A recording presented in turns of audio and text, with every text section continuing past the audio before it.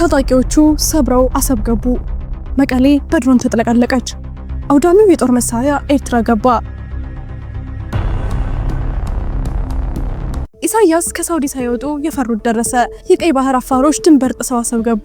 የቡድኑ ፈጣን እንቅስቃሴ የሻዕቢያ መንግስት በእጅጉ አስደንግጧል። በኢሳያስ መንግስት ስንጨቆን ኖረናል፣ አሁን ግን በቃን በማለት በአፋር ክልል የትጥቅ ትግልን እያደረገና እየተንቀሳቀሰ የሚገኘው ይህ ቡድን ከሰሞኑ ከፍተኛ ሰራዊት በማስመረቅ ወደ አሰብ ጉዞ መጀመሩን ይፋ ቢያደርግም ዛሬ ግን ይህ ኃይል አሰብ መግባቱን በይፋ አሳውቋል። ጉዳዩን በዝርዝር እናስደምጣችኋለን።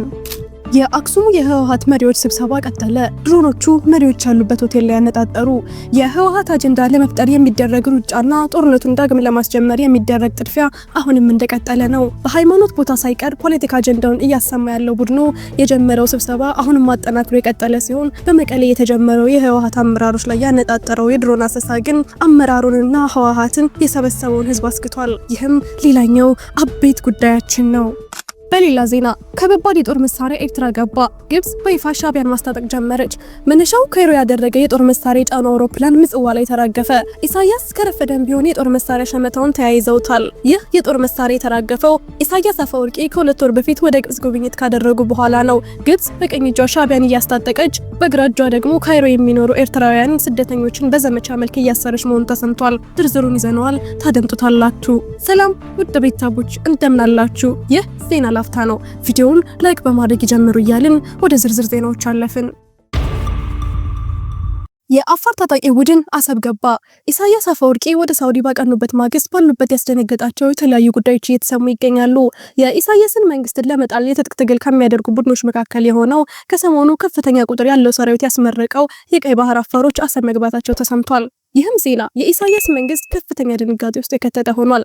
የኤርትራ አፋር ብሔራዊ ጉባኤ የአስመራ መንግስትን በኃይል ለመጣል በትጥቅ ትግል ዝግጅት ላይ መሆኑን በተደጋጋሚ ከፍተኛ ቁጥር ያለው ሰራዊት በማስመረቅ እየገለጸ እንደነበር ይታወሳል። ይህንንም የሚገልጸው በኢትዮጵያ ውስጥ እየተንቀሳቀሰ ባለበት ወቅት እንደሆነም ይታወሳል። ታዲያ አፋር የቀይ ባህር ባለቤት የመሆን መብት አለው ሲል በይፋ ያወጀው የኤርትራ ተቃዋሚ ኃይል ኢሳያስን ታግዬ በመጣል የአሰብን ወደብና ለታሪካዊና ህጋዊ ባለቤቷ የኢትዮጵያ መልሳለሁ ሲልም ማስታወቁ ይታወሳል። ኢሳያስ አፈወርቂ በአፋር በኩል እንደ ኤርታሌ ረመጥ የሚለበልብ እንደ ደናክል በረሃ የሚያቃጥል ከባድ ጉድ ሰምተዋል። ለ3 አስርት ዓመታት በሻዕቢያ የግፍ ጭቆና ስር ለመቆየት ተገድጃለሁ በሚል በቁጣ የነደደው ጦር ወደ አሰብ በፍጥነት መገስገስ ስለመጀመሩ ከተሰማ ከሳምንታት በኋላ አሰብ መግባታቸው ተነግሯል። የቀይ ባህር አፋር ዲሞክራሲያዊ ድርጅት ለ90 ቀናት ሲሰለጥኑ የነበሩ ወታደሮችን ይፋ አድርጎ ይህ ስልጠና እንዲሳካ አድርገዋል ያላቸውን የክልል መንግስት ጨምሮ አመስግኖ ወደ አሰብ ጉዞ ጀምሮ እንደነበር መዘገቡ ይታወሳል። ድርጅቱ ወታደራዊ ስልጠናውን በተለያዩ ግንባሮች አጠናክሮ እንደሚቀጥልም ወደ አሰብ ጉዞ በጀመረበት ወቅት ገልጿል። የአፋር ህዝብ የቀይ ባህር ባለቤት የመሆን መብት አለው ያለው ድርጅቱ ይህንን ለማድረግ የአፋር ህዝብ የኤርትራን አምባገነን መሪ መታገል አለበት ብሏል። የአፋር ህዝብን ለ3 ከፋፍሎ በ3 መንግስታዊ መዋቅሮች ውስጥ እንዲበተን መደረጉ አግባብ አይደለም ከሚለው መሰረታዊ ጥያቄ ጀምሮ የሻዕቢያ መንግስት በተለይ በአፋር ህዝቦች ላይ እየደረሰ የሚገኘው ግፍና ጫና ቡድኑ ትጥቅ እንዲያነሳ ያስገደዱ ምክንያቶች መሆናቸውን የሚነገር ሲሆን ከምስረታው ጀምሮ በኤርትራና ጅቡቲ ተበትኖ የሚገኝ የአፋር ህዝብ በብዛት ከፍተኛ ቁጥር ካለው በኢትዮጵያ ክፍል ውስጥ ከሚገኘው ትልቁ የአፋር ማህበረሰብ ጋር በማስተባበር ጠንካራ ህዝባዊ አንድነትን ማምጣትን ዓላማው ያደረገው ይኸው ቡድን የባህር በርን በተመለከተ የአፋር መሬት የኢትዮጵያ አንጡራ ሀብት ነው በሚል አሰብ ወደ ኤርትራ መካለሏን በቀዳሚነት ያወገዘ ኃይል ሆኖ ተገኝቷል። እርሶስ በዚህ መረጃ ላይ ያሉት ሀሳብ ምንድን ነው? መልእክቱን በኮሜንት ያሳውቁን እያልን ወደ ቀጣዩ ዜና አለፍን። ሆቴሉ የድሮን ታርጌት ሆነ። የህወሓት መሪዎች አደጋ ውስጥ ገቡ። በህወሓት አመራሮችና በታጣቂዎች መሪዎች አክሱም ከተማ ውስጥ ሲደረግ የነበረው ስብሰባ ለትንሽ ቀናት ተቋርጦ መቆየቱ ቢታወስም ዛሬ በአዲስ መልኩ መጀመሩን ከቦታው ከሚወጡ መረጃዎች ለማወቅ ችለናል። ስብሰባው እየተደረገ ያለው አቶንስ ፋንታሲ ሆቴል ኤንድ ስፓ እንደሆነም ታውቋል። ስብሰባው በከፍተኛ ስጋት ውስጥ የከተተው የድሮን ጥቃት አሁንም በየትኛውም ሰዓት ሊደርስ እንደሚችል እየተፈራ ይገኛል። የአክሱም ማህበረሰብና ሌሎች ስብሰባው ከሐውልቱ ስር እንዲደረግ እየመከሩ ሲሆን አሁን ያሉበት ቦታ በቀጣይ ቀናቶች ሊቀየር እንደሚችልም እየተነገረ ይገኛል።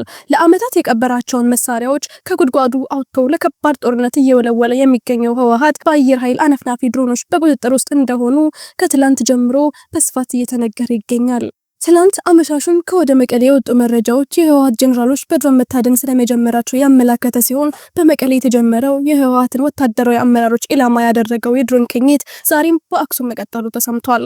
በትናንትናው ዕለት በትግራይ ክልል መዲና መቀሌ ከተማ የድሮን ቅኝት መደረጉ የተነገረ ሲሆን የድሮን ቅኝቱ በህወሓት ወታደራዊ ስፍራዎችና የጦር አዛዦች የሚያዘወትሩባቸው ቦታዎች ላይ ያነጣጠረ መሆኑን የሚገልጽ ጥብቅ መረጃ ከመቀሌ ሾልኮ ወጥቶ ነበር። የማዕከላዊ መንግስቱና የህወሓት ፍጥጫን ተከትሎ በመቀሌ ጋብ ብሎ የነበረው የድሮን ቅኝት ዳግም መደረግ መጀመሩን የሚገልጹ መረጃዎች በስፋት በተሰራጩ ማግስት ቅኝቱ ወደ አክሱም መሻገሩ ጦርነቱ ድንገት እንዳይፈነዳ አስክቷል። ለመንግስት ቅርበት ያላቸው የማህበራዊ ሚዲያ ገጾች ከሰሞኑ የተፈጠረውን ውጥረት አስከትሎ የድሮን ቅኝት መደረጉን በስፋት እየዘገቡ ቢሆንም ጉዳዩን አስመልክቶ ግን እስካሁን ከመንግስትም ሆነ ከህወሓት በኩል በይፋ የተባለ ነገር ባይኖርም የድሮን ቅኝት መብዛት ያሳሰባቸው የመቀሌና የአክሱም ነዋሪዎች ትልቅ ስጋት ውስጥ ወድቀዋል። በአክሱም ጽዮን ቤተክርስቲያን መድረክ ላይ ስለ ወቅታዊ የፖለቲካ ሁኔታ በወረቀት ተዘጋጅተው ያቀረቡት ታደሰ ወረደ ለ4 ኪሎ ይድረስ ሲሉ ጦርነቱን ላለመጀመር ብለን ነው እያፈገፈግን ያለ ነው፣ ነገር ግን ፌዴራል መንግስቱ ወደ ጦርነት እንድንገባ እየገፋፋን ነው በማለት መናገራቸው ይታወሳል። ጊዜያዊ አስተዳደሩ ይህንን የተናገሩት የበጀት ጉዳይ ተንተርሰው ሲሆን የፌዴራል መንግስት በጀት እየላከልን አይደለም በሚል ቅሬታ ነበር አስተዳደሩ ሀሳባቸውን የገለጹት። ቪዲዮአችንን ላይክ ማድረግ አይርሱ እያልን ወደ ቀጣዩ ዜና አለፍን። ከባድ የጦር መሳሪያ ምጽዋ ላይ ተራገፈ። መነሻውን ካይሮ ያደረገ የጦር መሳሪያ የጫነው አውሮፕላን ምጽዋ ላይ ተራገፈ። ኢሳያስ ከረፈደም ቢሆን የጦር መሳሪያ ሸመታውን ተያይዘውታል። ይህ የጦር መሳሪያ የተራገፈው ኢሳያስ አፈወርቂ ከ2 ወር በፊት ወደ ግብጽ ጉብኝት ካደረጉ በኋላ ነው። ግብጽ በቀኝ እጇ ሻቢያን እያስታጠቀች በግራ እጇ ደግሞ ካይሮ የሚኖሩ ኤርትራውያን ስደተኞችን በዘመቻ መልክ እያሰረች መሆኑ ከፍተኛ ግርምትን አጭሯል። አንድ ዓለም አቀፍ በረራዎችን የሚቆጣጠር ተቋም አዲስ ባወጣው ዘገባ ከሰሞኑ መነሻውን ቻይና ያደረጉ የጦር መሳሪያ የጫኑ አውሮፕላኖች ምጽዋ ላይ ማረጋፋቸውን አረጋግጧል። እነዚህ ዘመናዊ መሳሪያዎችን ጭምር የጫኑ አውሮፕላኖች ምጽዋ ከደረሱ በኋላ ወደ ካይሮ ተመልሰዋል። ይህ ግብጽ ለሻቢያ የሰጠችው መሳሪያ ድጋፍ እንደሆነም ታምኖበታል። የእነዚህ ወታደራዊ አውሮፕላኖች ጉዞ ከኢትዮጵያና ሱዳን ጋር የተያያዘ እንደሆነም ተሰምቷል። ፕሬዝዳንት ኢሳያስ ዘግይተው ቢሆን የጦር ኃይላቸውን ለማጠናከር እየሰሩ ሲሆን በተለይ የድሮ ምርቶችን ከኢራን በመሸመት ተጠምደዋል። ከኢትዮጵያ ጋር ወደ ጦርነት ልንገባ እንችላለን በሚል ፍርሃት ነው ከኢራን የጦር መሳሪያ እየሸመቱ ያሉት። እነዚህ ጦር መሳሪያ የጫኑ አውሮፕላኖች ጉዞ ዓላማ ግን ይህ ብቻ አይደለም።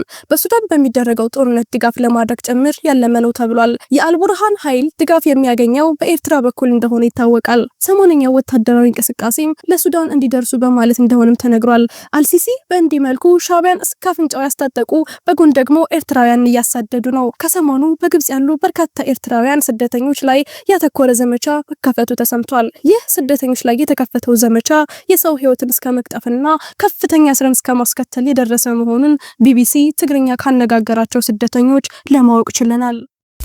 ውድ የዜና ላፍታ ቤተሰቦች የሰዓቱ መረጃዎቻችን ያዳመጣችሁትን ይመስል ነበር። ስለተከታተላችሁን እያመሰገንን ቻናላችንን ሰብስክራይብ በማድረግ ቤተሰብ እንድትሆኑ እየጋበዝን በዚሁ ተሰናበትን። ጤና ይስጥልን።